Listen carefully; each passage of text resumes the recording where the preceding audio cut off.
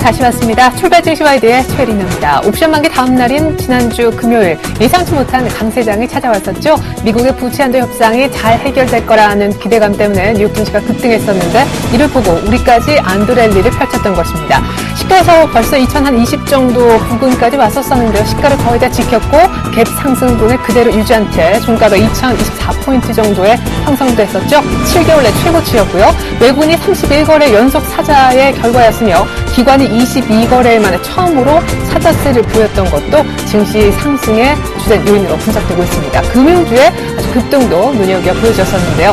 이런 분위기 속에서 이번 주 초반 미국의 정치권의 해결이 잘 되고 주 후반 중국의 3분기 GDP 등 매크로 지표까지 받쳐준다면 이번에야말로 2년간 장기 박스권을 돌파할 수 있다 하는 강세장에 대한 기대감이 나오고 있는 실정입니다. 강세장에 대한 전략, 대비가 필요한 때일까요? 주 초반 이제 막 시작인데요. 저희가 2부를 통해서 준비한 소식 먼저 보여드립니다.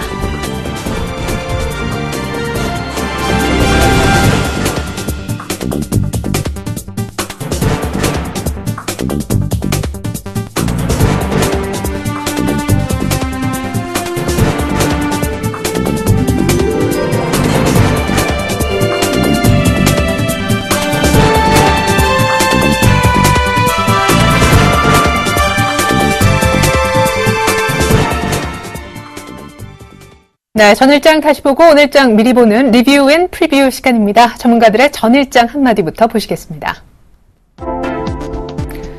네, 최희순 차장님은 외국인들의 매수세 속에 지난주 금요일 강세장이 나왔다 하셨고요. 정영훈 팀장님은 미국의 디폴트 우려 완화에 증시가 올랐다라고 하셨습니다. 잠깐 점프해서 네 번째, 다섯 번째 줄 먼저 볼까요? 김영겸 주식팀장님도 지수의 추가적인 레벨업 가능성 비춰주셨고요. 경기 민감주들이 올랐다라고 분석해 주셨네요. 김영겸 주식팀장님은 특별히 경기 민감주 동향을 최근에 잘 파악해서 분석해주고 계십니다. 안상현 대리님은 미국의 부채 한도 리스크 해소 전망이 역시 올랐다. 미국발 훈풍 얘기도 많았습니다.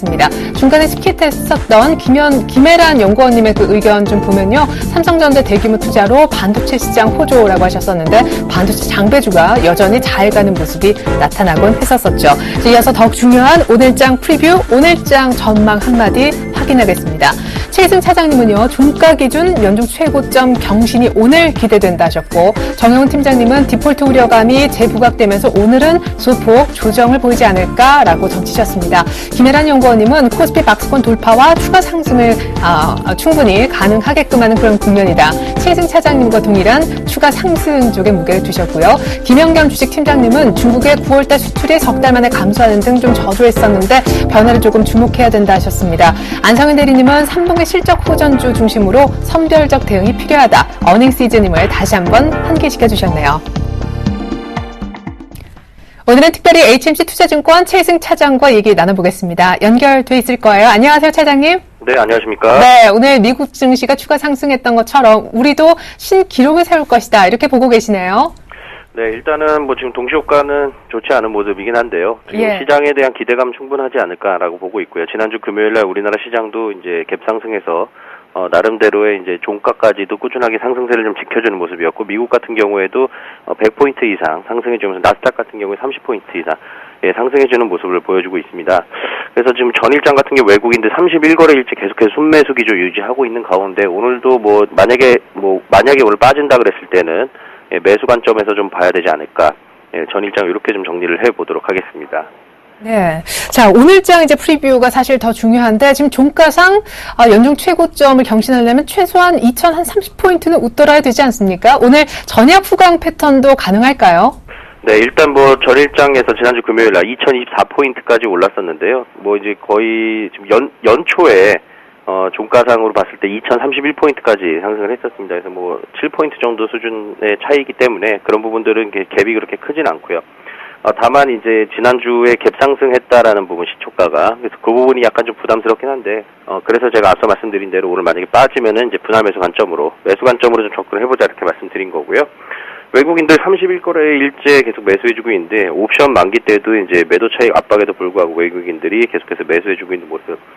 이번 주에는 이제 미국 디폴트 시한이 다가오고 있기 때문에 부채 한도 협상 이제 타결된다라고 하면은 불확실성 해소와 함께 시장을 다시 한번 훈풍을 좀 맞을 수 있을 것으로 기대를 해볼 수 있겠습니다.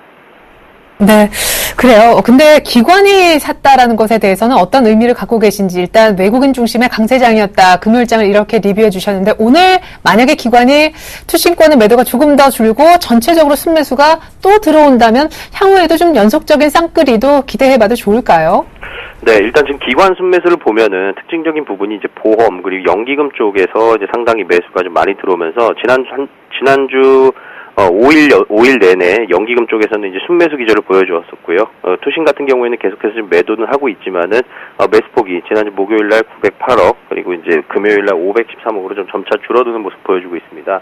어쨌든 이천선 공방에서 이제 펀드, 소위 말해서 이제 투신권의 매도 물량이 좀 나올 만큼 좀 나오지 않았느냐라는 생각이고요. 여기서 만약에, 추가적으로 정고점을 벗겨내고 위로 올라간다 이런 흐름으로 좀 진행됐을 경우에는 이제 매도세가 좀 주춤하면서 향후 기대감 때문에 한번 이제 주춤하는 흐름이 좀 나올 것 같고 그 얘기는 고로 외국인 매수가 지속된다라는 가정하에서는 추가적인 상승 그리고 이제 시장에 나오고 있는 뭐 유동성 장세라던가 대세 상승 장세 어떤 시발점이 될 수도 있다. 뭐 이렇게 좀 긍정적으로 보고 있습니다. 네, 때문에 오늘 약간의 흔들림이 있다면 조정 씨는 사는 쪽으로 매수 전략 펼쳐주셨습니다. 지금까지 HMC 투자증권 사당 지점에 계시는 최희승 차장님과 함께 해봤습니다. 프리뷰 감사합니다. 네, 감사합니다.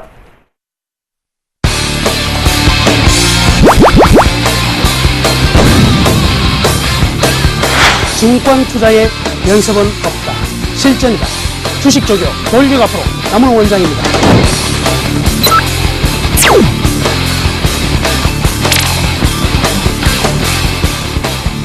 이제 여러분들의 투자는 제가 책임지겠습니다.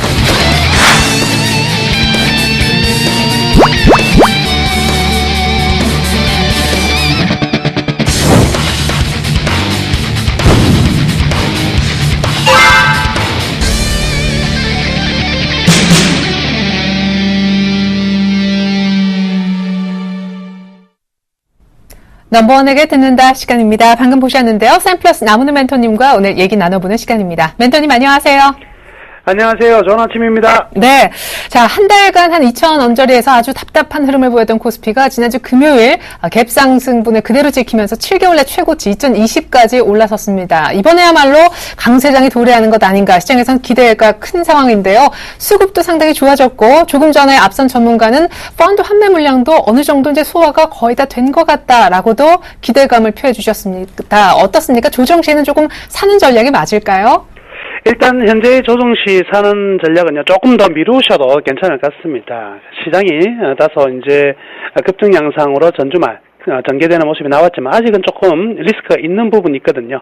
이 부분에 대해서 오늘 좀 설명해 드리고요. 이후에 어떻게 우리는 매매해 나갈 건지에 대한 답변까지 해드리도록 하겠습니다. 일단 현재 우리가 좀 봐야 될 부분은요. 이 BDI 지수 그간 이제 우리 조선주와 일단 화학주 등의 소재 산업재군들이 강세를 보인 가장 큰 이유 중에 하나는 미국의 증시의 상승도 그리고 중국 증시의 반등도 아닌 사실은 BDI 지수의 급등에 따른 향후 글로벌 물동량 회복이 제일 먼저였거든요. 그래서 최근 그림을 보시면 왼쪽에 있는 부분이 주봉이고요. 그리고 오른쪽에 있는 부분이 일봉인데 주봉 부분을 보시면 올해 초 같은 경우에는요. 채 700포인트대밖에 되지 않았거든요. 그 700포인트 되는 BDI 지수가 무려 2100포인트니까 약 3배에 가까운 상승이 순식간에 일어났다는 것이죠. 그렇기 때문에 이 BDI 지수가 의미하는 것은 이 벌크선 운임지수인데 이 벌크선은 바로 이 원자재와 그대로 붙어 있는 것이거든요. 철광석과 석탄 그리고 곡물과 연계된 부분이기 때문에 글로벌 경기에 대한 선행지수 역할을 합니다. 그래서 이 부분이 이제 급등이 나오면서 소재 산업재군들이 다소 강세가 나올 수밖에 없는 환경이었다 이렇게 볼 수 있겠는데 최근 들어서 이제 9월 이후에 10월 달 부분을 보시면은 이 일봉 부분을 보시면 동그라미 천원 부분을 보시면 쌍봉이 형태가 나타나고 있다는 것이죠. 그리고 보조 지표 같은 경우에도 이 매도 사인이 나타나고 있는 상황이거든요. 그래서 단기적으로는 이 BDI 지수가 일정 부분 조정받을 가능성이 많다. 그럼 조정을 받는다면 이 조선주나 기타 소재 산업재군들이 그간 상승폭도 큰 상태에서 가격 부담이 생기는 상황이고, 그럼 BDI 지표가 선행지표 역할을 하는데, BDI 지표가 조정을 받는다면, 이들 종목 또한, 추가적으로 바로 달려가기에는 분명히 조금 리스크가 있지 않을까라고 생각해 볼 수가 있겠습니다. 그래서 단기적인 조정 가능성이 있다. 이렇게 먼저 말씀해 드리겠고요. 현재 이 한국의 MSCI 한국 ETF 펀드의 어떤 지표인데요. 현재 63.87포인트입니다. 현 63.87포인트는 올해 신고가에 해당하는 부분인데, 이 지표가 의미하는 부분은요, 이 미국계 자금들이 한국에 얼마만큼의 투자가 되어야 되는지를 보여준다고 보면 될 것입니다. 그러면 제가 8월달 이후에 계속 말씀해 드렸던 부분은 미국계 자금은 연말까지 계속해서 매수할 것이다. 올해 상반기에 매도한 부분이 뱅가드 펀드를 통해서 9조 3천억이 나왔고, 그럼 연말까지 지금 현재의 지수와 거의 대등한 어떤 그 펀드의 자금들이 만들어져야 된다는 것이거든요. 그렇기 때문에 올해 연말까지는 9조 3천억 판 것만큼의 현지수라면 9조 3천억을 다시 만들어 놔야 된다는 것입니다. 그러면 지금도 추정치인데요. 미국계 자금의 현재까지의 매수, 이제 7월달 이후에 매수 규모가 4조 한 5천억 정도로 추정이 되고 있거든요. 그렇다고 본다면 최하 4조 내지 5조 정도는 연말까지 더 살 수도 있다, 이렇게 봐야 될 것입니다. 그래서 선물과 프로그램에 의한 일단 유럽계 자금들이 터져 나온다 할지라도 미국계 자금은 끊임없는 매수를 할 가능성이 많기 때문에 시장은 큰 폭의 하락은 없을 것이다, 이렇게 볼 수가 있다, 이렇게 볼 수가 있겠네요. 수급적인 측면에서는 분명히 아직은 충분히 괜찮은 상황이면 틀림이 없다, 이렇게 말씀해 드리겠습니다. 자, 지수 측면으로 본다면은요, 현재 S&P 500의 상승과 그리고 상해종합의 상승이 나타나고 있는 상황인데요. 작년까지만 하더라도 작년 상반기에는 우리나라 지수는 S&P와 그리고 상해의 어떤 동일한 흐름을 보이다가 작년 하반기에는 S&P 500을 따라가는, 즉 기술주, 삼성전자 등의 기술주가 따라가는 모습이 나타났었고요. 그리고 올해 상반기와 현재까지는 중국 상해의 모습을 따라가고 있거든요. 소재 산업재들. 삼성전자가 사실은 쉬고 있는 동안에 소재 산업재군들이 상해종합과 아까 BDI 지수의 상승을 힘입어서 힘차게 올라가는 모습이 나왔는데, 여튼 우리나라 지수는 절대적인 가치로 봤을 때는 미국 S&P 500과 그리고 상해종합지수, 즉 IT와 자동차 등의 어떤 고부가치 산업과 소재 산업재 부분들이 정확하게 매칭되는 우리나라 시가총액 상위의 어떤 상황을 본다면 중간에 끊어놓은 이 선이 적정 가격이면 틀림이 없습니다. 다만 최근에 어떤 지수 부담과 속도 조절 그리고 한 방향의 수급, 이런 부분들은 여기까지 가는데 분명히 좀 쉬어갈 수 있는 자리는 있다. 다만 아까 계속 말씀해드리지만 쉬는 자리는 결코 크게 나타나지는 않을 것이다. 그러나 분명히 매매는 최근에 이제 외국인들의 매매는 이 풋옵션의 매수가 상당히 많은 부분이 있기 때문에 순간적인 충격은 언제든지 나타날 수 있다. 그러나 그러면 순간적인 충격에 우리가 대비할 필요가 있냐? 그건 아닌 것 같습니다. 장기적인 선상에서는 계속 우리나라 증시 상당 부분 좀 좋을 수밖에 없다, 이렇게 볼 수가 있을 것 같습니다.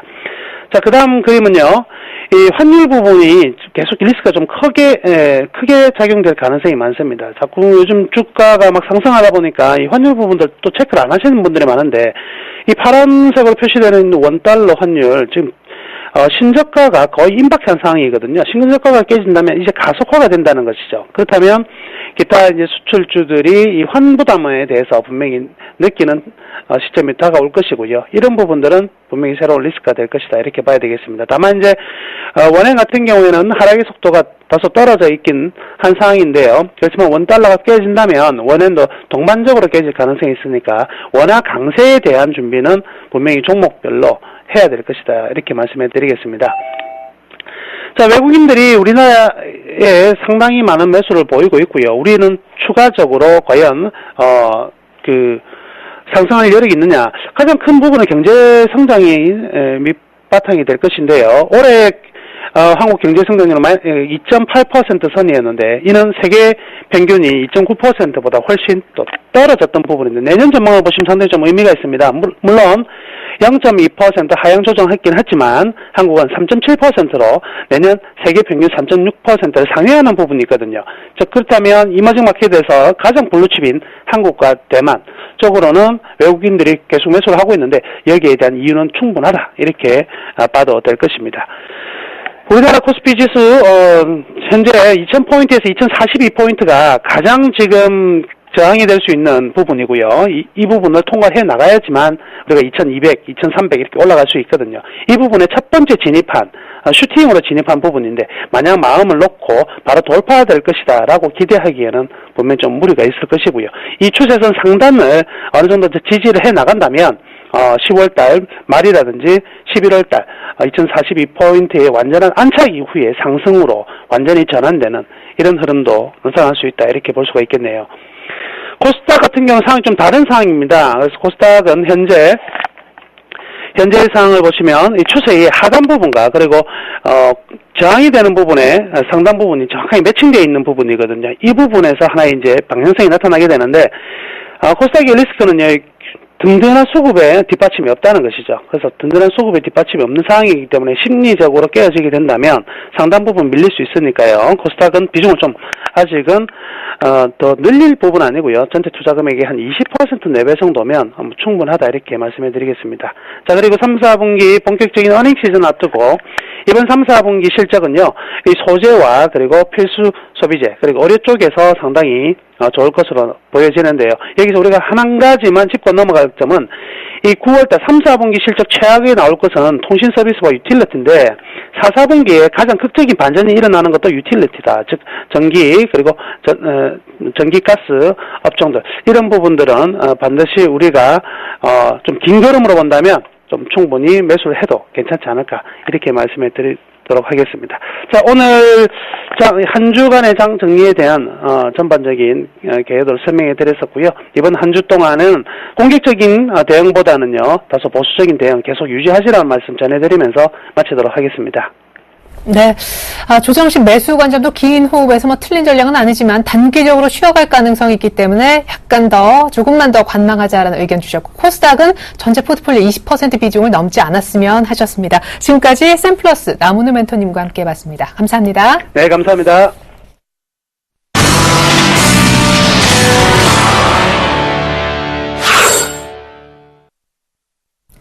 열려라 수급, 터져라 거래량 시간입니다. 지난 한 주 수급 특징주를 보고 오늘 개장되기 위해서입니다. IBK 투자증권 박승환 차장님 만나보죠. 안녕하십니까, 차장님? 안녕하세요. 네, 지난 한 주 수급 특징주 먼저 보고 차장님께 그중에 또 특징주 여쭤보겠습니다.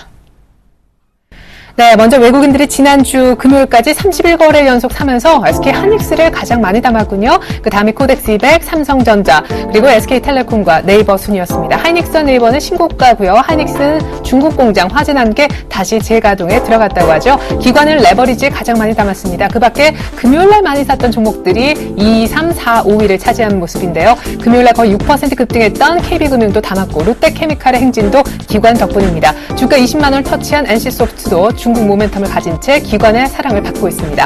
현대제철도 5번째로 많은 러브콜을 받았군요.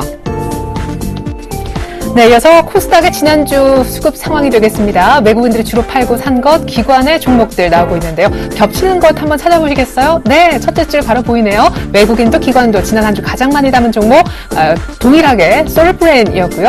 외국인이 두 번째로 많이 산 서울반도체를 기관도 세 번째로 많이 담았습니다. 그 밖에 원익 아이패스라고 하는 반도체 장비주도 눈에 띄고요. 금요일에 상한가 갔던 얼마 상장된지 안 된 아미코젠이라는 종목도 기관이 만지고 있는 모습이네요. 네, 차장님 이렇게 수급 특징주 잠깐 봤는데 이 가운데 특별히 언급 주실 종목이 있나요? 네, 잘 보고 계시는 첫 번째 종목은 SK 하이닉스입니다. 외국인들이 26일 연속 순매수를 나타냈고요. 네. 빅사이클 진후에 따른 과점 효과가 나타날 것으로 보입니다. 3분기 실적이 매출이 4조 원 정도, 영업이익이 1조 1,800원 정도이기 때문에 전체적으로 순이익 구조도 굉장히 좋을 것으로 예상되고 있습니다. 아마 그 보유 재고를 통한 대응과 그리고 디램 가격 상승으로 9월 초 발생했던 중국 고장 화재로 인한 어떤 상당 부분 그런 부분은 피해가 상쇄될 것으로 판단되고 있습니다. 긍정과 부정이 어떤 공존이 되고 있는 상황인데요. 최근에 무엇보다 그 긍정적인 부분은 디램 산업의 치킨 게임이 종료가 되고 공정 게임 모두에 진입했다는 점, 그리고 SK 하이닉스는 PER 6배로 밸류에이션이 여전히 매우 싸다는 점, 그리고 또한 2011년 태국 홍수 이후에 HDD 업체들의 주가 상승으로 인한 학습 효과의 영향, 그리고 채권단 지분 매각으로 향후 오버행으로 인한 수급 부담도 완화된다는 점입니다. 부정적인 면은 첫 번째로는 화재 사고로 인한 피해 규모 및 영향이 경쟁사회보다 유리하게 작용될 것이고, 그 두 번째로는 4분기 실적에 대해서 여전히 불확실성이 존재하고 있다. 그리고 1분기 디램 가격 하락 리스크가 여전히 크다는 점. 그리고 마지막으로 이번 정책금융공사 지분 매각에 외국인들이 대거 참여했기 때문에 향후 외인 매수 및 여력이 다소 떨어지지 않겠느냐라는 우려가 나오고 있는 것 같습니다. 그러나 어떤 하이닉스 같은 경우는 장기적이고 펀더멘털적인 특성을 고려할 필요가 있는데요. 아마 부정적인 요소들은 대체로 단기적인 성격이 강한 반면에 긍정적인 부분은 밸류에이션 및 펀더멘털적인 측면이 좀 더 강하다고 볼 수 있겠습니다. 따라서 외국인들은 매우 적극적으로 SK 하이닉스 비중을 높여가고 있고요. 단기적인 변수보다는 장기적인 산업 구조의 개선에 포인트를 두고 있는 것 같습니다. 골짜기를 넘어서 선을 볼 때라고 할 수 있겠습니다. 자, 32,000원대 언저리 눌림목 매수와 목표가 36,000원 정도 제시하겠습니다. 두 번째 종목은 NC소프트인데요. 아마 그 중국의 블레이드 앤 소울 서비스 임박에 매수 시점을 보고 있는 것 같고요. 기관이 7일 연속 수매수를 나타내고 있습니다. 아마 지난 8일 블레이드 앤 소울 중국 퍼블리셔인 텐센트 게시판에 10월 29일부터 정식 계정 보류 테스트 시작 예정 공시가 있었습니다. 블레이드 소울 중국 서비스가 다가옴을 확인했고요. 텐센트는 블레이드 소울 출시를 앞두고 다양한 사전 마케팅 및 이벤트를 준비하는 것으로 알려지고 있습니다. 아마 블레이드 앤 소울에 이어서 4분기 말 혹은 1분기 초에 길드워2 중국 상용화가 또한 진행될 예정이고요.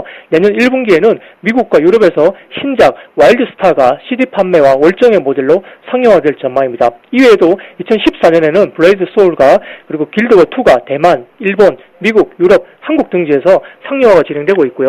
가장 확실한 실적 모멘텀인 길드워2 확장팩 CD 발매도 기대되고 있습니다. 2014년에는 1분기부터 매분기 신규 게임 매출액이 추가될 예정이고요.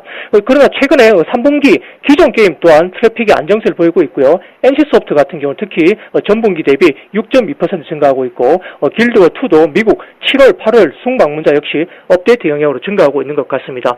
멀티 플랫폼 시대에서의 최대 수혜주를 볼 수 있고요. 이는 MMORPG 장르에서 확고한 글로벌 선도 기업으로 멀티 플랫폼 온라인 시대에서는 아마 NC소프트가 주목되는 그런 이유인 것 같습니다.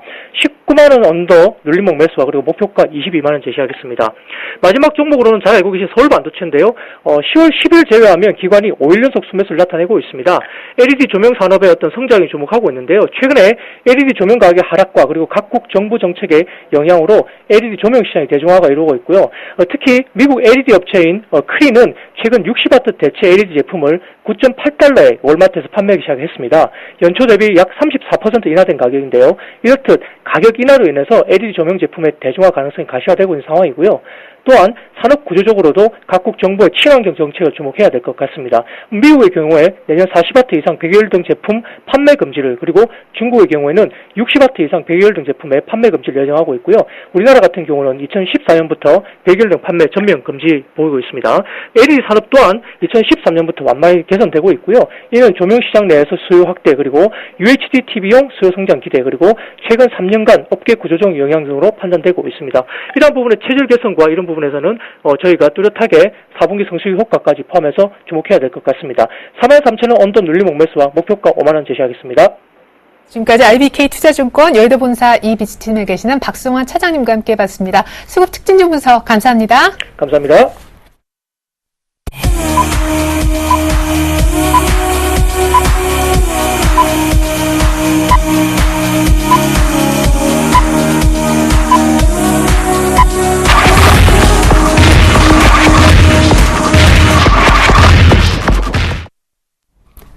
네, 10월 14일 월요일 우리장 개장을 했습니다. 뉴욕 증시가 추가 상승했더라고요. 사실 14일이 관건인데 미국의 정치권의 문제 해결을 위한 움직임이 본격화되면서 잘 해결될 거야 라는 분위기가 일단은 팽배해진 것 같습니다. 우리 증시가 역시 금요일날 미국 증시 급등한 거 보고 똑같이 급등했었는데 이왕지사 미국 따라하고 있는 거 오늘 추가 상승까지 해냈으면 좋겠습니다. 주중의 스케줄을 보면요. 17일이 일단 부찬도 상한 조정 협상의 마지막 데드라인이 되겠고요. 그 다음날 중국의 3분기 GDP를 비롯한 많은 매크로 지표들이 또한 대기를 하고 있습니다. 설사 미국 쪽 정치적인 문제 해결이 잘 안 된다 할지라도 중국발 호재가 기다리고 있는 그런 형국이니까 주 후반은 충분히 좋아질 수 있는 분위기 마련돼 있는 상태입니다. 자, 이제 막 시초가 나오고 있는 듯한데 코스피는 살짝 밀리는 것도 같네요. 출발 상황 상세하게 분석해 주시기 위해서 스튜디오에 유스탁의 유창희 대표님께서 나와주셨습니다. 안녕하세요. 안녕하십니까. 네, 양시장 어떻게 출발하고 있는지 상세하게 봐주세요. 네, 지금 코스피 시장은 그냥 보합 정도 생각하시면 될 네네. 것 같아요. 2024포인트에서 주가가 형성이 되고 있고, 뭐 0.01포인트 하락은 뭐 빠진 것이 아니다라고 생각하시면 될 것 같고요. 코스닥 같은 경우는 한 2포인트 상승한 4.6포인트에서 주가가 형성되고 있고요. 일단 코스피 시장은 지난주 금요일에 좀 많이 올라왔었죠. 뭐 금요일에 하루 오른 것만 가지고 뭐 해외 증시 대비해서 뭐 올랐겠느냐 생각하시겠지만, 엄밀히 따지면 지난주 목요일에도 주가가 떨어지지 않았다는 부분들은 주가가 오른 거나 마찬가지다. 왜 그러냐면 우리나라가 하루 쉴 때 미국이나 유럽 증시는 화요일하고 수요일 연속해서 빠졌었기 때문에 그런 것을 반영이 안 되고 목요일에 시장이 버텼고, 그 다음에 금요일에도 1% 정도 상승을 했기 때문에 이미 충분히 반영이 된 상황에서 아직 미국 쪽에서 추가적인 어떤 모멘텀이 없다 보니까 지수가 방향을 못 찾고 있다라고 생각하시면 될 것 같고요. 시가총액 상위 종목 보신다면 전체적으로 약간 혼조세를 띠고 있습니다. 삼성전자가 0.2% 상승세를 보여주고 있고요. 현대차 1%대 하락세를 보여주고 있고요. 포스코가 0.4% 상승을 보여주고 있으면서 전체적으로 상승과 하락을 좀 반복하고 있는데, 일단은 자동차 관련된 종목군은 약세를 띠고 있다는 부분들, 현대차, 현대모비스, 기아차가 하락세를 보여주고 있고, IT 관련된 삼성전자라든지 뭐 이런 종목군들은 하이닉스, 삼성전자를 제외한 나머지 IT 관련된 종목군들도 약세를 조금 띠고 있고요. 기타 이제 경기 방어주 성격이 좀 있는 종목군들이라든지 아니면 중국에 대한 모멘텀 있는 종목군들은 조금 상승세를 보여주고 있다는 거 참고하셨으면 좋겠고요. 코스닥 같은 경우는 아까 말씀드린 대로 상대적으로 강세를 띠면서 534포인트 혹은 535포인트를 좀 향해 가려고 하는 모습을 띠고 있습니다. 일단은 61선 저항대죠. 여기를 돌파를 계속 시도를 하고 있는데, 제가 보기에는 이번 주 내에 돌파가 다시 한번 시도가 이루어진다면은 충분히 540포인트 이상으로 올라갈 수 있다. 여전히 약간 심리적인 문제가 남아있을 뿐이지 전체적으로 시장 자체가 나쁘진 않다라고 생각하시면 되실 것 같고요. 코스닥 상위 종목을 보신다면 전체적으로 상승하고 있는 종목군들이 많이 있다라는 거, 서울반도체, 파라다이스, 지혜솜쇼핑, 태움 같은 종목군들 강세를 띠면서 지수 상승을 이끌고 있다라는 거 체크를 하시면서 대응하셨으면 좋겠습니다. 네, 감사합니다. 이번에는요, 외환시장 분위기 알아보겠습니다. KB 외환선물 정경팔 팀장님 만나러 가죠. 안녕하세요. 네, 안녕하세요. 네, 지난주 금요일 장중에 또 1060원대 허용했었는데 이번 주도 계속 1070원대 하향 테스트 들어갈까요? 오늘은 조용하게 시작하는 것 같네요. 네, 오늘 서울 시장은 지난 금요일 전과와 같은 수준인 1071원 40전에 개장을 했고요. 개장 이후에는 1071원까지 하락한 후에 이 시간 현재 1071원 20전에 거래가 되고 있습니다. 최근의 외환시장의 흐름은 미 정치권의 예산안과 부채 한도 증액 협상을 둘러싼 공방이 계속해서 지배를 한다고 볼 수가 있는데요. 달러화는 주요 상대 통화별로 뚜렷한 방향성을 보이기보다는 횡보세를 보이고 있습니다. 이 가운데 상대적으로 가장 두드러진 변동성을 보이고 있는 것은 달러 엔의 동향인데요. 미 여야 간의 합의점이 도출될 것이라는 기대감을 반영해 지난 주말 98.59엔까지 상승했고요. 이러한 엔화의 약세는 엔화와 크로스거래 관계에 있는 상대 위험 통화들의 강세를 자극하면서 위험 선호도 증가에 따른 엔화 약세와 위험 통화 강세의 공식을 계속 이어갔습니다. 그러나 오늘 아시아 시장 개장과 함께 시장은 엔화의 반등과 위험 통화들의 반락으로 시작하는 모습이고요. 그만큼 아직 잠재하고 있는 시장의 불확실성을 반영하고 있습니다. 이처럼 국제 외환시장의 방향성이 분명하지 않은 점은 서울 외환시장에도 그 영향을 미치고 있는데요. 국내 시장에서는 대외 변세 방향성을 기다리면서 국내 수급 요인의 충돌로 등락이 결정되는 모습입니다. 외국인들의 주식 현선물 매수와 또 거주자 외화 예금 사상 최고치 소식 등으로 달러원은 지난 금요일 장중 1068원 90전까지 하락했습니다만 정유사들의 저가 결제 수요로 1070원이 계속 지지되는 모습을 보였습니다. 이제 시장이 관심을 보이고 있는 상황은 미 정치권의 협상이 미 공화당이 제안한 6주간의 단기 부채 한도 증액에 그칠 것인가 아니면 그 이상의 조치가 나올 것인가 하는 점입니다. 단기 조치에 그칠 경우에 문제 해결이 6주 뒤로 미뤄지는 만큼 불확실성이 여전히 상존하면서 시장의 방향성은 크게 모습을 드러내지 않을 것으로 보고요. 장기적인 해결책이 나올 경우에 한해서 위험 선호 거래가 증가할 것으로 보고 있습니다. 이 경우 달러화는 엔화나 스위스프랑 등 안전 통화들에 대해서 반등하겠고요. 위험 통화들에 대해서는 약세를 보이면서 달러 원이 1060원대에 안착할 가능성이 커진다고 보겠습니다. 미 부채 한도 협상 타결이 미 연준의 양적으로 축소를 위한 배경이 될 수 있겠습니다만 현재와 같은 분위기 속에서는 금년 내 양적 완화 축소를 단행할 가능성이 매우 적어지고 있고요. 그만큼 최소한 금년 중에는 글로벌 달러의 전통화 대비 강세로 인한 달러 원의 반등 압력은 나타나지 않을 가능성이 크다고 보고 있습니다. 이번 주는 미 부채 한도 협상 결과와 함께 금요일에 발표되는 중국의 3분기 GDP 성장률이 시장의 주요 변수로 작용하겠습니다. 오늘 1,070원을 전후한 움직임이 예상됩니다. 네. 만약 정치권의 단기 해결책이 나온다면 달러원은 1,060원대 안착할 가능성이 크다 하셨고 연내 QE 축소 가능성도 낮기 때문에 달러원의 강한 반등도 조금은 어려울 수 있다라고 점쳐주셨습니다. 지금까지 KB 외환선물의 정경팔 팀장님과 함께 한시장 전망 나눠봤습니다. 감사합니다. 네, 감사합니다.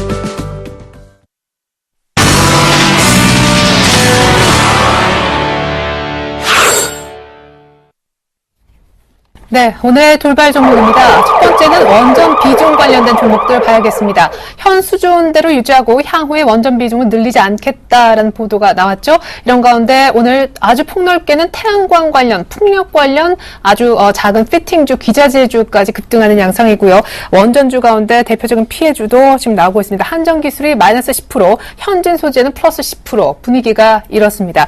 두 번째 돌발 종목은요, 바로 효성입니다. 검찰에서 지금 임직원들 본격적으로 오늘부터 소환 들어간다고 하는데 분식 회계 내용이 담긴 지금 USB가 지금 확인이 돼서 그런 분위기가 지금 좋지 않은 상황인데 효성 외국인들의 매수 때문에 좋다 하는 전문가들도 많았었는데 지금 시점에서 대응 전략이 안 바뀌는지도 점검을 좀 해보겠습니다. 세 번째 돌발 종목은요. 역시 좀 좋지 않은 소식인데 아무레 퍼시픽입니다. 역시 다시 한번 갑의 횡포 논란이 지금 나오고 있는데요. 아무레 퍼시픽도 막말 파문 녹음 파일이 공개됐죠. 오늘 역시 효성과 더불어서 소폭 약세를 띠고 있습니다. 이상 세 가지 종목 그룹이라고도 오늘 볼 수 있겠네요. 원전 얘기를 좀 길게 해볼 필요도 있겠는데요. 분석을 들어보겠습니다. KTB 투자증권 멀리서 함께해 주시는 분이죠. 김근호 과장님 만나보겠습니다. 압구정 지점으로 가보죠. 과장님 안녕하세요. 네, 안녕하십니까. 네, 원전 비중을 현 수준으로 유지하고 향후 몇 년 동안, 몇십 년 동안 늘리지 않겠다라는 소식 나왔잖아요. 오늘 관련주들 희비가 많이 엇갈리네요. 네, 맞습니다. 사실 원전 같은 경우에는 뭐 예전에는 이 원전에 대한 기대감들이 굉장히 컸었습니다. 이 원전이라는 게 사실 이 석탄이나 어떤 전기 에너지를 좀 대체할 수 있는 그런 부분들로 좀 인식이 되곤 했었는데, 그래서 뭐 프랑스 같은 경우를 좀 중심으로, 일본을 좀 중심으로 해서 이 원전에 대한 기대감들 그리고 비중들이 확대되어 왔고, 국내에서도 이 원전에 대한 비중을 좀 늘리려고 했던 부분들이 있는데, 이 계속적으로 원전과 관련된 글로벌리한 어떤 사건들, 사고들 이런 부분들이 계속적으로 좀 발생을 했고, 사실 원전 건설에 있어서 굉장히 좀 문제들이 많습니다. 그러니까 원전을 건설할 때 굉장히 좀 거쳐야 되는 단계들도 많고요. 물론 이 건설하고 난 이후에 분명히 뭐 어떤 생산 전기에 있어서의 어떤 부분들이 좀 좋을 수도 있겠지만, 있지만 중요한 것은 이 건설까지 완료되는 데 있어서 굉장히 좀 해결해야 될 문제들이 많다라는 부분들, 그리고 건설하고 난 이후에도 최근에 이 원전사 때들 글로벌리한 원전사 사고들이 일어남에 있어서 어느 정도 좀 리스크를 인식한 것 같고요.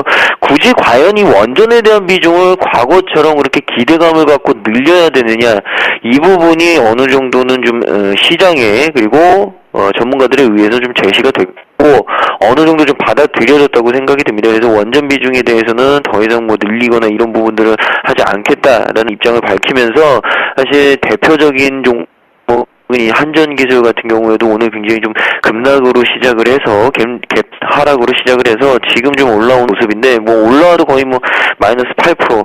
그러니까 굉장히 좀 많이 어느 정도는 좀 주가 하락이 나올 수는 있다라는 말씀을 좀 드리고 싶습니다. 그러니까 사실 원전이라는 것이 이 지금 상태에서 그렇게 많이 수익이 날 수 있는 것처럼 국내에 그렇게 크지 않습니다. 그러니까 계속적으로 좀 비중이 늘어나고 해외 쪽에서도 수주가 계속적으로 일어나고 해야 되는데 이 부분이 그만큼 막혔기 때문에 이제는 좀 수익 내기가 굉장히 쉽지 않다라는 의미들로 좀 받아들여지는 것 같고요. 그에 반해서 이와는 반대급부인 태양광 종목들이나 풍력 관련된 종목들은 오늘 굉장히 좀 많이 오르고 있습니다. 그러니까 반사이익이라고 좀 볼 수가 있는데, 이 원전에 대한 비중을 좀 축소하면 그만큼 이 석탄을 떼서 전기를 생산하는 일반적인 발전소, 그리고 석유나 뭐 이런 부분들로 전기를 생산하는 일반적인 발전소를 대비했을 때는 분명히 이 자원에 대한 고갈 문제는 계속적으로 좀 일어날 수 있고요. 비단 오늘날의 문제만은 아닙니다. 그러니까 결국에는 이 대체 에너지에 대한 개발을 가지고 가야 되는데 원전이 지금 스탑된 상황에서 원전에 대한 부분들이 좀 막힌 장애물에 부딪힌 상황에서 역시나 풍력과 태양광이 대체가 될 수 있다.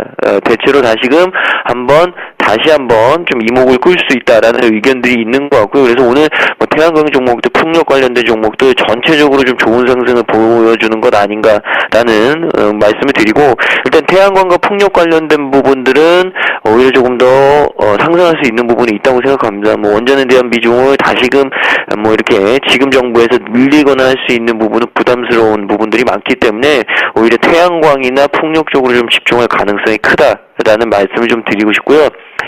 두 번째 종목은 효성인데, 사실 효성 때문에 좀 당황한 투자자분들이 많을 것 같습니다. 대형주 중에서 효성같이 최근에 굉장히 좀 상승폭을 크게 가져갔던 종목이 없었는데, 그에 따라서 개인분들의 투자 비중도 굉장히 좀 높았을 거라고 생각이 듭니다. 근데 중요한 것은 최근에 이 효성그룹에 대한 검찰 조사, 이 부분이 이루어졌고, 또 최근에 또 분식회계나 뭐 이런 부분들에 대한 어느 정도의 증거물들이 검찰 쪽에서 좀 발견이 됐다. 이런 부분들이 계속적으로 좀 뉴스를 통해서 나오고 있기 때문에 이 효성에 대한 부분들이 뭐 단기간에 좀 완전하게 해결될 수 있다. 이 부분은 분명히 아닌 것 같습니다. 그래서 조금 더 스토리를 좀 봐야 될 것 같고, 어떻게 흘러가느냐라는 부분을 좀 봐야 되는 부분들이 맞는 것 같고요.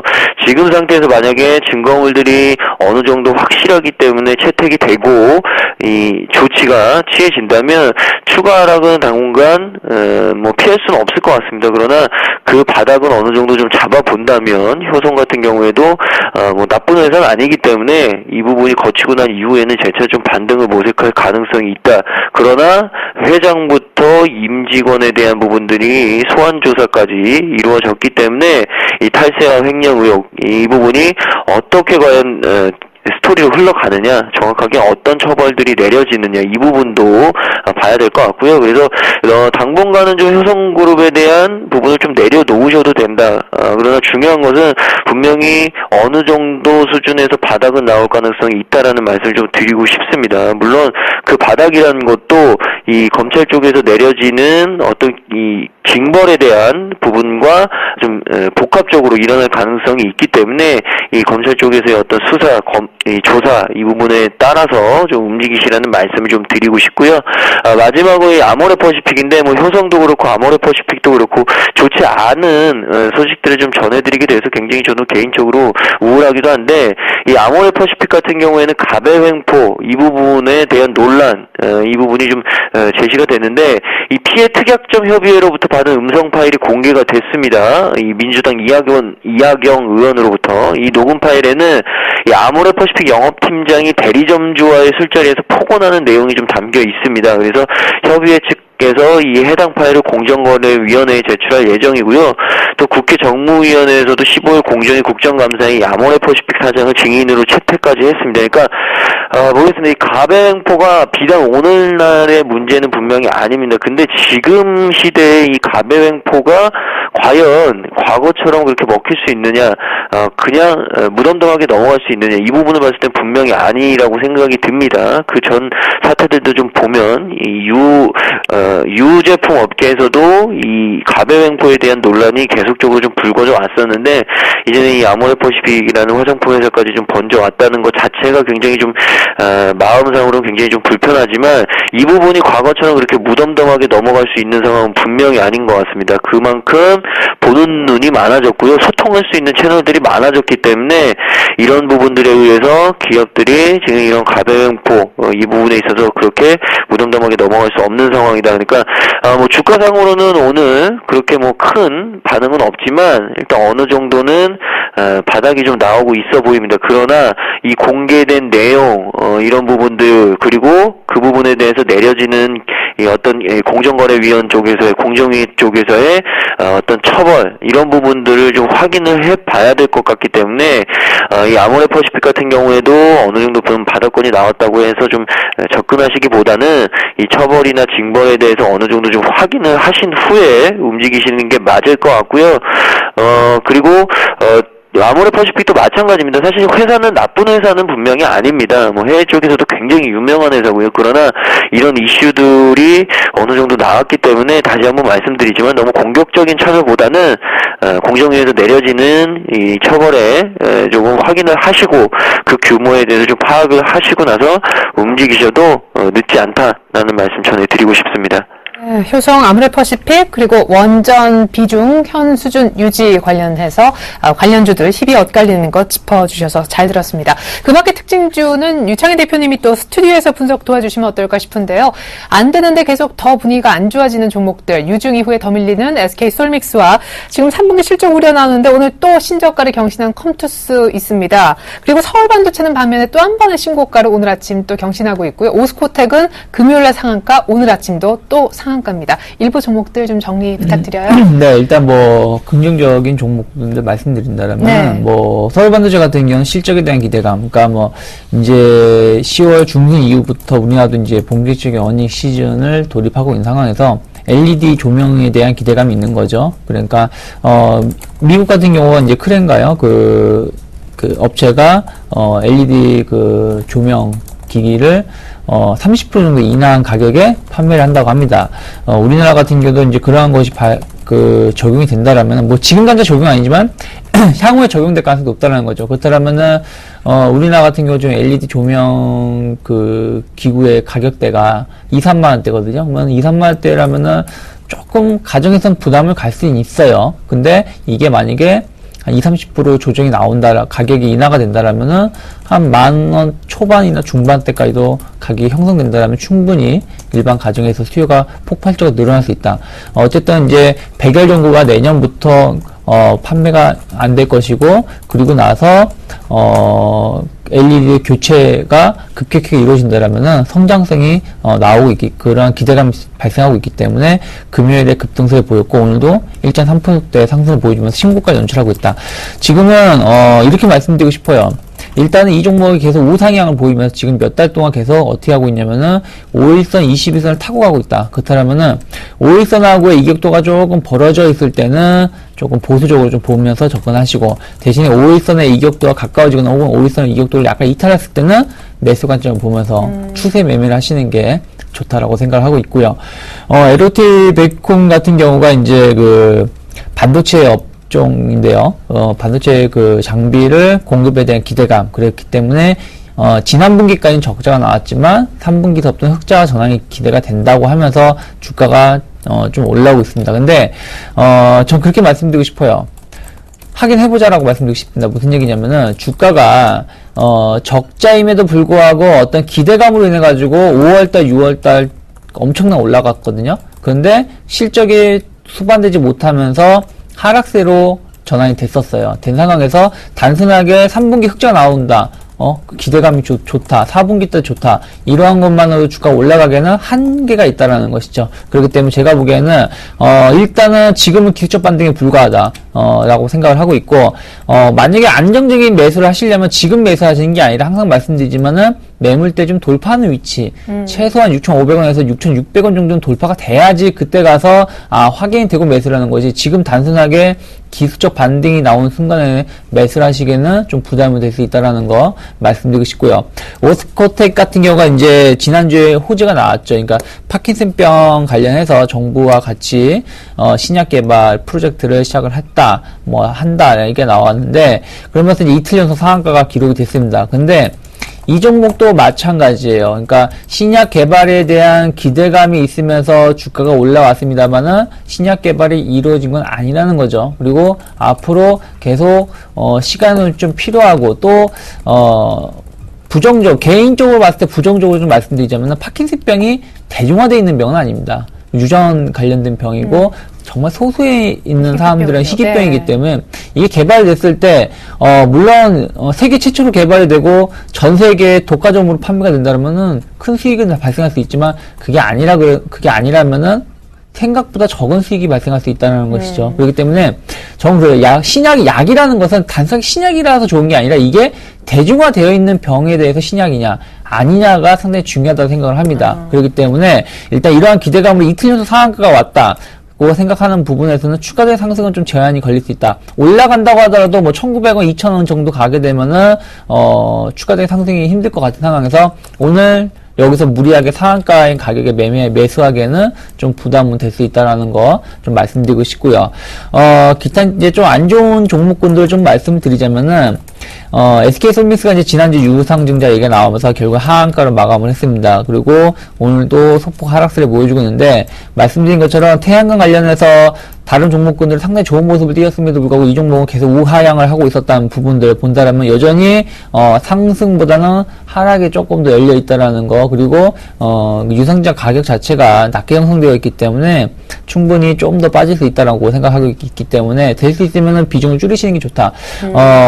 지금 가격대에서 유상증자를 받을 것이냐 말 것이냐 고민하신다면 저 같은 경우는 유상증자 받진 않겠습니다. 차라리 그 자금으로 다른 태양광주를 투자를 하는 게 더 낫지 않을까 생각을 하고 있기 때문에 무리하게 추가적인 자금 투입은 좀 자제했으면 좋겠고요. 그리고 컴투스 같은 경우가 이제 실적에 대한 부담감, 그러니까 게임비라고 합병 얘기가 나왔습니다만도 그날 올라가지 못하고 오히려 하락 전환되면서 음봉으로 마감했고요. 그리고 그 후로 계속 상승 못하고 하락세를 보여주면서 저점을 갱신했다는 부분들을 말씀드린다면은 제가 지난주에도 한번 게임비를 말씀드렸습니다만은 그렇게 좋지 못하다. 23,000원 마저 붕괴가 된다면은 추가적인 하락이 열려 있기 때문에 조금은 보수적으로 접근하자. 지금 컴투스라든지 게임빌이 같은 사업을 하는 업체가 시너지 효과를 낼 수 있느냐? 그건 아니라는 거죠. 무슨 얘기냐면은 만약에 태양광 관련 회사가 합쳤다. 그렇다면은 공급을 좀 줄이면서 제품 가격 상승에 대한 기대감이 있는데 게임 업체가 컴투스 게임을 파기시키지 않을 거라는 거죠. 게임빌 쪽에서 혹은 게임빌이 게임업을 안 하고 컴투스만 집중할 건 아니기 때문에 이런 시너지 효과는 좀 줄어들 수 생각보다 작다 생각을 한다라면은 조금은 또 실적을 확인하면서 접근하시는 게 좋지 않을까 생각을 하고 있습니다. 네. 그래요. 지금 상한가 들어간 종목도 또 보입니다. 오늘 M&A 소식도 있는 것 같은데요. 아미코젠하고 레고캠바이오 그리고 바이로메드 이런 바이오 종목을 좀 먼저 봐야겠습니다. 아미코젠, 레고캠바이오는 상한가 혹은 금요일날 두 자릿수 급등했었던 그런 종목이고요. 바이로메드는 계속 신고가인데 오늘까지 신고가 경신을 이어가고 있기 때문입니다. 이상 바이오 3인방도 좀 살펴봐야겠고요. 삼형홀딩스가 오늘 M&A 소식 때문에 상한가 들어갔습니다. 이렇게 일단 두 그룹부터 먼저 살펴주시죠. 김근호 과장님. 네, 일단 아미코젠 같은 경우에는 사실 상장된 지 얼마 되지 않은 신규 상장주인데요. 이 바이오 관련된 전문 회사입니다. 2000년에 설립이 됐고, 이 유전자 진화 기술을 바탕으로 해서 이 항생제 원료를 제조하는 데 필요한 제약용 특수 효소, 그리고 효소 기반의 바이오 신소재 개발, 이런 부분들을 생산해서 국내에 판매하는 산업 바이오 전문 회사로 알려져 있고요. 신규 상장 이후에 굉장히 좀 주가가 한 이틀 정도 상승을 했다가 좀 조정, 그리고 금요일날 굉장히 좀 상승이 많이 했었습니다. 그 이유가 기관이 금요일날 굉장히 좀 많이 시장 참여를 하면서 이 아미코젠에 대해서 매수를 굉장히 좀 많이 했습니다. 그런 부분들이 이 금요일날 상한가 가는 부분으로 좀 직결이 됐었고요. 중요한 것은 오늘 좀 조정이 나오고 있는데 일단 상한가 이후에 조정 패턴이 보통 잘 안 나오는데 오늘은 좀 나오는 모습. 그러나 중요한 것은 모르겠습니다. 아미코젠 같은 경우에는 일단 회사 자체는 굉장히 좀 괜찮은 회사다라는 말씀을 좀 드리고 싶고, 근데 기관의 수량이 좀 있기 때문에 이 부분이 좀 시장에 출회될 경우에는 분명히 조금 가격 조정은 있을 수 있다라는 말씀을 좀 드리고 싶습니다. 그러나 한 55,000원대 초반까지 좀 내려와 준다면 그래도 좀 사볼 만한 종목은 아닌가라는 말씀을 좀 드리고 싶고요. 레고캠바이오 같은 경우에는 역시나 중요한 것은 금요일날 굉장히 좀 큰 양봉이 나왔고 오늘 또 시가에는 굉장히 좀 괜찮았고 또 한번 좀 신고가 나왔다가 좀 밀린 상태인데 아미코젠하고 좀 비슷한 것 같습니다. 근데 중요한 것은 금요일날 거래량이 굉장히 좀 많이 터졌고 오늘은 좀 거래량이 좀 줄어드는 모습들, 이런 부분들을 좀 봤을 때 상승이 과연 여기서 끝일까, 이 부분을 좀 고민은 해볼 수 있을 것 같다라는 말씀을 좀 드리고 싶습니다. 여러 가지 이슈들이 있겠지만 순수하게 제가 봤을 때는 어느 정도 수급에 의해서 조금 밀리는 감이 있지 않나라는 말씀을 좀 드리고 싶고요. 그리고 레고캠바이오 같은 경우에도 지금 양봉 가지고는 사실 판단하기에는 좀 그럴 것 같고요. 제가 봤을 때는 13,000원 초반대부터 13,000원 초반대까지 좀 매수를 해보겠다, 이 부분을 분할 매수를 좀 가져가보겠다라고 생각하시는 분들은 그래도 좀 13,000원 초반대까지 내려올 때까지 좀 분할로 매수를 하시는 것도 좋지 않을까. 그러나 일단 13,000원이 깨진다면 일단 한 번쯤은 좀 털고 가시는 게 맞을 것 같다라는 말씀을 좀 드리고 싶고요. 그리고 바이로메드 같은 경우에는 사실 굉장히 좀 주가 상승이 최근에 거의 V자 반등 수준으로 굉장히 좀 급격하게 나왔습니다. 그 이유가 이 바이로메드에 대한 그 기대감, 그 기술력에 대한 기대감들이 굉장히 좀 시장에서는 예전부터 좀 많이 나왔었는데 바이로메드도 최근에 또 신고가가 나왔기 때문에 오늘 지금 상황이 바이로메드의 끝은 분명히 아닌 것 같습니다. 그러나 역시나 급등에 대한 부담감, 이 부분은 시장에서 좀 떨칠 수는 없을 것 같고요. 제가 봤을 때는 42,000원 한 500원, 42,500원대까지 좀 밀릴 때는 좀 기다렸다가 좀 매수를 하시고, 중요한 것은 이 42,000원이 좀 깨진다면 굉장히 좀 빠르게 선절을 하실 생각을 하시고 좀 접근을 하신다면 바이로메드도 나쁜 종목은 아닙니다. 근데 역시나 이 급등한 부분에 대한 부담감 그리고 많은 이격도, 이 부분이 굉장히 좀 부담으로 작용할 수 있지 않나라는 말씀을 좀 드리고 싶습니다. 그래서 음봉 다시 한번 말씀드리지만 42,500원 정도까지 밀렸을 때 좀 한번 매수 고려를 해보시고요. 이 42,000원이 깨졌을 때는 어느 정도는 좀 손절로 대응을 하시라는 말씀을 좀 드리고 싶고, 이 삼형홀딩스 유상증자 결정 이 부분, 나이콤에 대한 인수, 이 부분이 오늘 상한가로 직행하는 어떤 강한 재료가 됐는데, 이 병원용 멀티미디어 단말기 사업체 회사의 재무구조 확충을 통한 매출 확대, 영업이익 증대를 위해서 이 방송 재외 전송 사업과 IPTV 서비스 업체라는 MOD의 주식 4만 주 취득하기로 했고요. 그리고 이 자동 제어 장치와 관련 기기 제조업체인 나이콤의 주식 3만 주를 74억 9,200만 원, 그러니까 약 75억 정도 되는 규모에 취득하기로 했다라고 공시를 했습니다. 그래서 나이콤 같은 경우에는 삼형홀딩스가 취득을 하면 지분율은 100%가 되고요. 취득 목적에 대해서 실적 개선과 신규 사업에 대한 진출, 그리고 MOD 같은 경우에는 취득 후 지분율이 한 35% 정도 됩니다. 그러니까 이런 부분들을 위해서 유상증자, 이 부분이 좀 결정이 된 것 같고요. 나이콤과 MOD를 인수한 이후에 일단 흐름이 중요할 텐데, 일단 시장에서는 이 두 회사에 대한 인수를 굉장히 좀 긍정적으로 받아들이고 있는 것 같습니다. 그래서 이런 부분들을 좀 참고하시고, 오늘 일단 상한가로 들어왔기 때문에 상한가 이후에 보통 갭상승 이런 부분들이 분명히 나올 수 있다라는 말씀을 좀 드리고, 내일이 굉장히 좀 중요할 것 같습니다. 내일이 만약에 장 끝까지 양봉으로 좀 끝나준다면 추가적인 상승이 더 나올 가능성이 있고요. 내일 만약에 갭상승 이후에 좀 밀려준다면 조금은 추가 조정이 나올 수도 있다. 라는 말씀을 좀 드리고 싶고, 이 마지막 종목 우리금융인데요. 사실 최근에 이 금융지주사들 그리고 은행 관련된 종목들이 많이 올라왔습니다. 그 이유가 뭐 글로벌리하게 경기에 대한 개선 이런 부분들이 금융산업에도 역시나 어느 정도는 좀 영향을 많이 줄 수 있다 이런 부분들. 그리고 또 금융지주나 은행들이 가장 많은 수익원이 예대 마진이면, 그러니까 결국에는 대출자에 대한 부분들이 많이 생겨야 이 수익원이 많이 생기는데, 중요한 것은 최근에 이 예대 마진율이 굉장히 좀 빠르게 개선이 되고 있다. 그러니까 주 수익원이 굉장히 좀 빠르게 개선되고 있다라는 말씀을 좀 드리고 싶습니다. 그래서 당연히 금융회사들, 그러니까 특히나 은행업종 같은 경우, 은행들 같은 경우에는 수익성이 빠르게 개선이 되는 부분들이 있고요. 이런 부분들이 주가로 영향을 미쳤다라는 말씀을 드리고, 우리 금융지주 같은 경우에는 정고점이 13,250원 정도 되는데, 이 부분 충분히 트라이 나올 것 같습니다. 그러니까 전고점이 13,250원도 좀 돌파될 가능성이 커지지 않았나라는 말씀을 좀 드리고 싶습니다. 그래서 당분간 만약에 이 전고점이 돌파가 된다면 추가적인 상승도 충분히 나올 수 있는 자리가 됐다라는 말씀을 좀 드리고 싶습니다. 네, 은행주까지 살펴봤습니다. 오늘은 또 현대중공업까지 신고가를 그려내고 있습니다. 하이닉스가 한 2% 정도로 조정을 받고 있네요. 오늘 안철수 테마가 다시 형성됐습니다. 안철수 무소속 의원의 신당 창당 얘기가 다시 한번 나왔는데, 올해 안에 창당 준비위가 꾸려질 수도 있다, 이런 소식도 있어요. 네, 지금 실행위원이들 임명에 대한 얘기가 나오면서 네.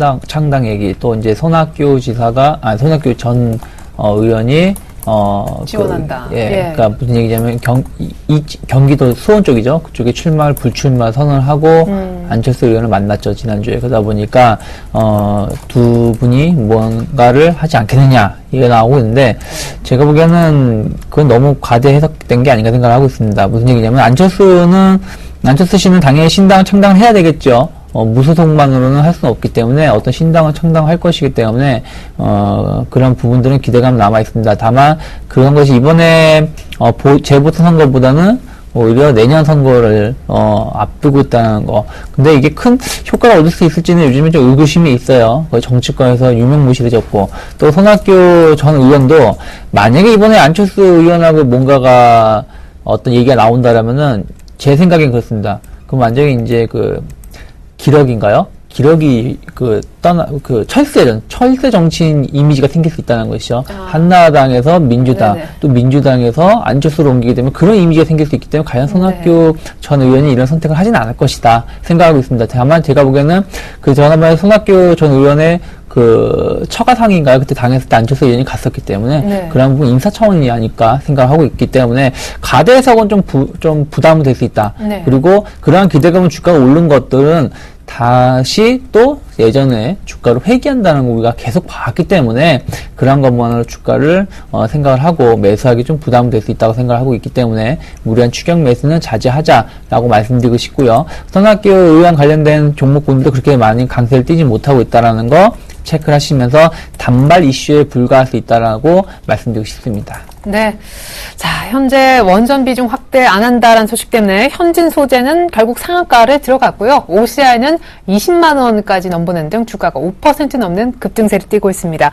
자, 코스피도 코스닥도 오늘 좀 조용한 그런 아침이긴 한데 필요한 전략 챙겨보겠습니다. 먼저 유창희 대표님. 네, 저는 오늘 그렇게 말씀드리고 싶습니다. 오늘 주가의 움직임이 상당히 중요하다. 오늘 내일의 주가의 움직임이 상당히 중요하다고 말씀드리고 싶은데, 무슨 얘기냐면은 지난주 어쨌든 저항이 됐던 2015포인트나 2020포인트 강하게 돌파시키면서 상승 전환이 됐고, 코스닥 같은 경우도 결국에는 아직 535포인트에서 약간 무너진 기미가 있지만 오늘 다시 상승을 보여주려고 하고 있다는 것이죠. 그렇기 때문에 제가 봤을 때는 오늘의 주가 흐름 혹은 내일까지 주가 흐름이 상당히 중요하다고 보고 있고, 지난번에 저항선이 지지력으로 확인되는지, 그렇다면은 지난주 말씀드렸던 추세 상승 전환의 초입이 될 수도 있고, 그렇다면은 좀 너무 긍정적일 수 있겠지만 제가 보기에는 2100포인트까지도 열려 있다라는 거. 이번에요. 예, 많이 상승을 보여준다면은 그거를 착안을 하면서 종목군들 잘 보자. 무슨 얘기냐면은 그냥 단순히 저점에서 올라가는 종목을 매수하지 마시고 좀 부담은 될 수 있어요. 고점인데. 예를 들어 조선주라든지 이런 종목군들 보시면 고점 돌파시키면서 계속 가려고 하고 있잖아요. 네네. 코스닥도 보시면 서울반도체 같은 종목군들, 이런 종목군 일반 개인 투자자들 잘 못 삽니다. 그런데 이러한 종목군들이 시장에 올라가게 되면은 뿜어낼 수 있다는 거, 시세를 분출할 수 있기 때문에 이러한 종목군들을 좀 관심 있게 보면서 대응하시는 게 좋지 않을까 생각을 하고 있습니다. 네, 오늘 내일 추가 상승 여부가 상당히 중요한 지점인데 2100선까지도 갈 수 있는 추세였던 아주 좋은 시작이 될 수 있다 하셨습니다. 오히려 신고가 내는 그런 종목들을 주목하자라는 의견 유창희 대표님 통해서 들어봤고요. 멀리 압구정 지점에서 함께 해주고 계시는 김근호 과장님 한 말씀 부탁드립니다. 네, 일단 뭐 미국 쪽에서 불었던 이 불안감에 대한 부분은 시장에서 뭐 사실 언제 그랬냐는 듯 굉장히 좀 빠르게 해소가 됐고요. 사실 뭐 계속적으로 제가 말씀드렸던 적도 있었던 것 같은데 뭐 우려감보다는 오히려 결국에는 드라마틱한 타결 이 부분이 더 무게가 실린다. 그러니까 단기적으로 좀 영향은 미치겠지만 뭐 충분히 금방 회복될 수 있는 이벤트가 바로 이 미국 쪽에서의 정치적인 이견 대립 이 부분이었었는데 여실히 좀 시장은 어느 정도 좀 내성을 갖고 있다라는 생각은 들고요. 이런 부분들이 기대감으로 인해서 미국 시장은 뭐 두 번의 어떤 굉장히 큰 양봉이 나왔고 중요한 것은 그 양봉에 대한 큰 시세가 국내 증시에 영향을 미치느냐 안 미치느냐 이 부분인데 사실 국내 증시 같은 경우는 오늘도 어느 정도 좀 갭상승한 이후에 좀 제한적으로 상승을 좀 보여주고 있습니다. 그것은 코스피도 마찬가지고 코스닥도 마찬가지인데 지수를 가지고 논하기에는 그렇게 지금 만만하진 않은 것 같습니다. 저 개인적으로는. 그러니까 오늘도 좀 조심스럽게 정강호약을 예상을 했었는데 중요한 것은 지금 상태에서 뭐 정치적인 이 미국 쪽에서의 어떤 정치적인 타격, 국내에서의 어닝 모멘트 이런 부분들이 분명히 있긴 있습니다. 그러니까 긍정적인 기대감은 분명히 있는데 그 긍정적인 기대감만 가지고 시장이 완전하게 좀 뻗어나가기에는 아직까지 뭔가 2%가 좀 부족해 보인다라는 말씀을 좀 드리고 싶습니다. 그 이유가 그 미국 쪽에서 긴 양봉이 두 번 정도 나왔다면 오늘 같은 경우에는 뭐 이 정도의 시세는 가지고는 그렇게 말로 좀 설명할 수 없다라는 생각이 듭니다. 그러니까 지수 플레이상으로는 조금 만만치 않은 장이 됐다라는 말씀을 다시 한번 드리고 싶고요.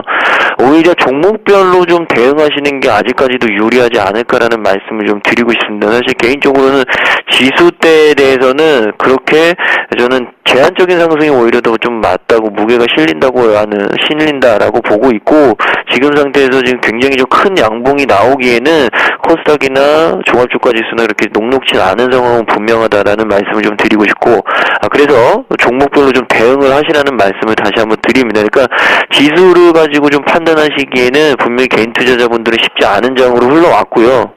그러면 과연 내가 어떤 대응책을 써야 되느냐 다시 한번 말씀드리지만 지수보다는 종목 찾으시는데 훨씬 더 노력을 많이 하시라는 말씀을 드리고 싶습니다. 그러니까 3분기 실적 좋을 것들이 그러니까 단기 플레이로는 어떤 종목들이 되느냐 그리고 중기적으로 끌고 가시려는 분들은 4분기 실적은 어떤 종목들 어떤 업종들이 좋으냐 이 부분을 좀 고민들을 하셔야 되는데 이런 부분들 때문에 최근에 이 IT 부품주들이 다시 한번 좀 올라왔던 것들이 아닌가라는 생각이 듭니다. 그 IT 부품주들이 재상승할 수 있는 기폭제가 됐던 게 삼성전자의 3분기 실적이었고 3분기 실적 이후에 4분기에도 어느 정도 좀 기대가 된다라는 얘기들이 나오면서 이 IT주들이 움직이기 시작했습니다. 그러니까 이런 부분들을 좀 참고하셔서 단기적으로는 3분기 실적들 발표 안 된 종목들 좋은 거 찾아보시고 그리고 4분기 실적까지도 좀 찾아보시는 노력을 좀 하신다면 지수는 박스권에 갇힐 수 있지만 내 종목은 박스권을 돌파하는 흐름이 나올 수 있는 종목들이 분명히 나올 것이다 라는 말씀 드리고 싶습니다. 네, 부담스럽게 많이 오른 지수 실적 호전주 4분기까지 보면서 좀 집중해서 종목 대응에 관심도를 높이자 하셨습니다. 앞서 2100까지 갈 텐데 신고가 종목을 더 유의 깊게 보자라는 의견도 나왔었는데요. 스튜디오에서 직접 도와주셨던 분은 유스탁의 유창희 대표님이셨고요. 멀리서 또 화상으로 도와주신 분 KTB 투자증권의 김근호 과장님이셨는데 두 분 모두 수고 많으셨습니다. 고맙습니다. 고맙습니다. 네, 감사합니다.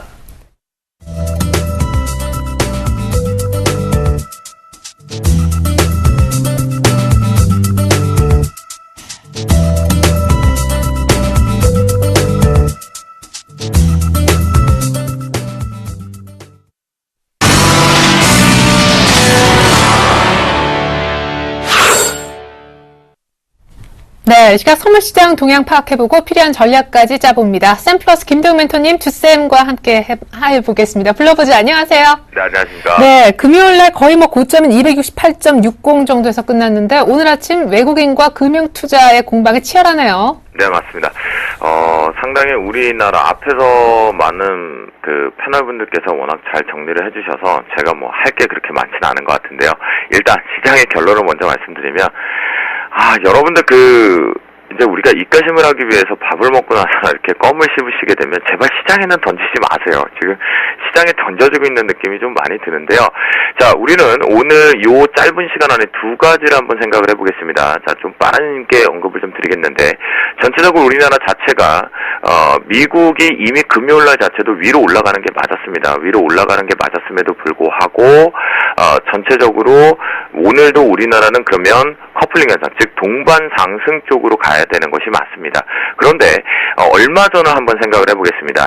바로 이 야간 선물 쪽의 흐름 쪽에서 우상향이 갔는데 미국 쪽에 현재 지금 나오고 있는 선물의 위치가 상당히 부정적으로 나오고 있습니다.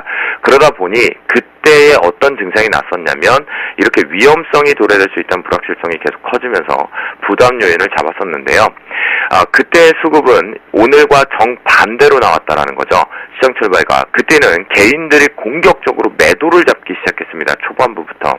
그런데 오늘 개인들은 공격적인 성향이 아닌 일부 보수적인 성향 쪽으로 매수를 잡고 있다라고 말씀을 좀 드리겠고, 하지만 외국인들의 매도 압박 부분이 상당히 큽니다. 이건 의미가 좀 있습니다. 중요 점프를 뛰는 자리에서, 변곡 자리에서 시장은 위로 슈팅을 내보냈었지만 순간적으로 더블 쪽에 매도 압박을 확대를 시켰다는 거 잘 보셔야 될 것 같고요. 금융투자 창구 쪽에서도 현재 같은 경우에는 우상향 쪽 가능성을 좀 열어두고 있는 기존의 포지션 자체의 일부 청산성도 나오고 있다. 하지만 공격적인 수급 대비해서 현재 미결제, 그러니까 신규 자금이 시장에 들어오는 플로어는 되게 약해지고 있다라고 보시면 좋겠습니다. 이것이 옵션 시장에 들어가면 시장이 상당히 지금 눈치를 보면서 관망이구나, 눈치를 많이 보고 있구나 보이실 건데요. 콜옵션 쪽에 보면 공격적인 성향을 잡아야 됐음에도 불구하고 상당히 눈치를, 지난 11월물이 막 거래가 시작이 됐던 금요일날 같은 경우는 만기 지나고도 활발했음에도 불구하고 콜옵션 쪽에도 활발하지 못하고요. 풋옵션 쪽의 추이도 보면 현재 공격적인 성향들이 들어오지 않는 것이 보이십니다. 자, 그렇다라고 한다면 결론을 먼저 말씀드리면 외국인들의 나홀로 매도가 확대되고 있는 시점에서 미국발 이민이 나스닥, S&P 선물, 그다음에 다우 선물 자체의 모습이 또다시 부정적인 시그널이 나옴에도 불구하고 학습 효과의 며칠 대비해서 수급이 바뀌고 있다. 그런데 외국인들이 매도를 치고 있다. 불확실성에 대한 것을 놓고 본다라면 정상적인 추이라면 우상향이었으나 가기는 부담스럽다. 그렇다면 결론, 앞에서 패널분께서 말씀하신 것처럼 제한적 상승밖에는 없고 이 시그널 자체는 어제 밤 늦게부터 시장의 여론 플레이가 아시아 증시에다가 영향을 주기 위해서 엄청난 플레이를 했기 때문에 우리는 여기서 추경 매수, 양봉을 따라잡는 템포는 안 하는 것이 가장 현명하다라고 말씀 좀 드리도록 하겠습니다. 자, 그러면 프로그램 추이를 좀 보겠는데요. 자, 프로그램에서 똑같은 영상이 하나가 좀 나옵니다. 그 얘기는 뭐냐면 비차익 쪽에서 베이시스에 의해서 매도 압박 카드가 지금 나오고 있는 상황인데요. 이미 베이시스가 다시 한번 2점대까지 올라가서 마감이 됐다가 급등을 갔다가 다시 지금 1.5대 이하 쪽으로 1.43대, 1.47대 거래가 되고 있는데요. 하지만 차익 쪽에서마저도 지금 일부가 출회되고 있는 것이 보이십니다. 영향력은 적긴 적지만 베이시스 자체가 악화가 되면서 2점대 아래쪽으로 출회가 되기 시작하면 비차익 쪽의 바스켓 자체가 일단 비워내는 템포를 만들 수 있다라고 바라보시면 좋을 것 같겠습니다. 그래서 금일 대응 전략은요, 수급적인 측면에서 외국인들의 포진을 좀 잘 보자. 왜냐하면 오늘은 미국발 선물의 흐름과 원달러 환율의 추이를 같이 보셔야 되는데요. 두 개 자체가 역크로스적으로 환차익의 압박 카드도 나올 수 있기 때문에 상당히 좀 해석하시는데 어려울 수 있습니다. 그래서 도깨비장이 될 수는 있기 때문에 하나만 딱 찍어서 말씀드리겠습니다. 외국인들의 포지션이 매수로 스위칭이 나오지 않는다라면, 매도의 강도가 증가된다면 여전히 여러분들과 저는 어떻게 해서든지 간에 조금은 고통이 발생이 된다 하더라도 중요 자리에서 매도를 준비하자라고 말씀드리겠고, 매수는 좀 금지하자라고 말씀을 좀 드리겠습니다. 자, 그렇다면 신호등이 이제 공개를 하면서 말씀을 좀 드리겠는데요. 자, 신호등에서 중요한 자리가 바로 여기 있습니다. 제가 빨간 등에서는 악셀레이터를 밟는 것이 아니라 브레이크 등을 밟아야 된다고 말씀드렸죠. 이 저항대가 바로 268.50대입니다. 여기가 뚫려야지만 시장이 제한적으로 가더라도 매수 스위칭을 잡을 수 있는 자리다라고 강력히 말씀을 좀 드리겠고요. 금일의 황금 라인은 현재 267.70으로 설정을 좀 해드리겠습니다. 밑에 부분에 올라와 있기 때문에 여러분들과 저는 신호등의 로직상으로 놓고만 보더라도 매수는 맞다. 하지만 현재 기준 쪽에서 조금은 미국발 부분과 수급적인 측면에서 부담스러운 요인이 있다. 그렇다고 한다면 조금은 비싸게 잡더라도 268.50을 보면서 확인해보자라고 말씀을 좀 드리니까요. 현재 기준점에서 일단 오전은 좀 관망하죠. 언제까지 대중국 쪽 관련된 상해 쪽이 완벽히 다 출발되는 10시 반 이후에 시장의 흐름을 파악해보자. 지금 현재 신호등도 3분봉으로 쫙 보여드리면 응집이 뭉쳐 있습니다. 이러지도 저러지도 못하고 껌딱지가 돼 있습니다. 그래서 현재 샘플러스를 통해서 공개 방송을 진행 중인데 현재 포지션은 초반에 매도를 들어갔다가 바로 청산을 하면서 다시 무포지션으로 지금 대응을 하고 있고 그에 따른 종목은 현재 올스톱을 시켜 놓았다라고 말씀을 드리도록 하겠습니다. 까지 제한적 어떤 상승만 가능하니까 절대 추격 매수는 하지 말자라고 하셨고 오늘 보듯이 외국인들이 파는데 외국인 팔 때는 적어도 같이 매도하는 쪽으로 방향을 잡자라고 전략 세워주셨습니다. 오전장은 쉬자라는 전략도 잊으시면 안 되겠습니다. 샘플러스 김태형 멘토님과 함께 봤습니다. 감사합니다. 네, 감사합니다. 네, 코스피가 오늘 추가 상승의 소폭 모색합니다만 좀 조용한 편이고요. 코스닥 역시도 지난주 금요일 종가 지키는 편입니다. 무엇보다 일본은 오늘 체육의 날로 휴장인데 중국장이 열리면 잘 보셔야겠습니다. 중국의 9월 수출이 석 달 만에 감소한 데 이어서 오늘은 물가 지표가 나올 텐데요. 9월 CPI 소비자 물가는 전달보다 0.2%포인트 소폭 상승할 것이라는 예상 나오고 있으니까 확인하시고 매매하시면 좋겠습니다. 출발 증시 와이드 2부 마칩니다. 고맙습니다.